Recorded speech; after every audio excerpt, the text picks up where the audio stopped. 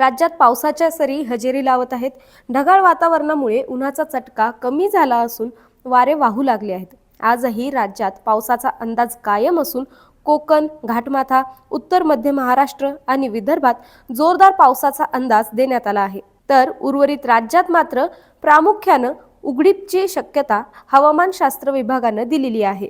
आज पुणे घाटमाथा, नाशिक घाटमाथा, पालघर, ठाणे या जिल्ह्यात काही ठिकाणी अतिमुसळधार पावसाचा रेड अलर्ट जारी करण्यात आला आहे. तर कोल्हापूर घाटमाथा, सातारा घाटमाथा, नाशिक, मुंबई, रायगड, रत्नागिरी या जिल्ह्यात काही ठिकाणी जोरदार पावसाचा ऑरेंज अलर्ट देण्यात आला आहे.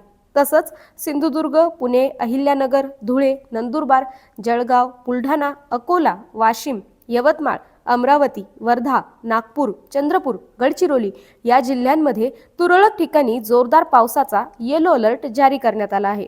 उर्वरित राज्यात मात्र पावसाची उघडीप राहील असा अंदाज हवामानशास्त्र विभागानं दिला आहे. तसंच उद्या म्हणजे शुक्रवारी पुणे घाटमाथ्यावर काही ठिकाणी अतिमुसळधारेचा इशारा देण्यात आला असून नाशिक घाटमाथा, सातारा घाटमाथा, पालघर, ठाणे, रायगड या जिल्ह्यात जोरदार पावसाचा ऑरेंज अलर्ट जारी करण्यात आला आहे.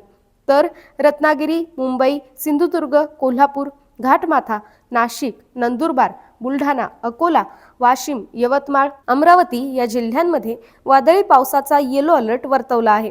तसंच जळगाव आणि धुळे जिल्ह्यात हलक्या सरी हजेरी लावण्याचा अंदाज असून उर्वरित राज्यात उघडीप राहण्याची शक्यता हवामानशास्त्र विभागानं वर्तवली आहे.